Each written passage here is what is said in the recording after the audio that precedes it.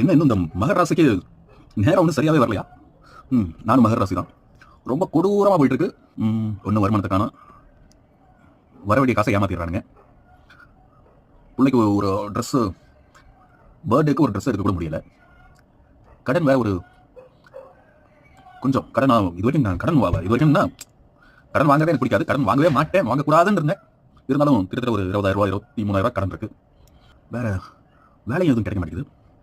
ஒரு கம்பெனியில் வேலை கேட்டால் 20,000 25,000 தரேங்கிறான். நான் 19 வருஷம் ஒர்க் எக்ஸ்பீரியன்ஸ் இருக்குது.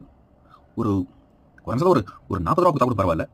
20,000 25,000 கொடுக்குறேன் அப்படின்னா ஒரு அடிமட்ட லெவலுக்கு போனோம்னா அப்புறம் அதுலேருந்து மீண்டு வரது பெரிய சிரமமாக இருக்கும்.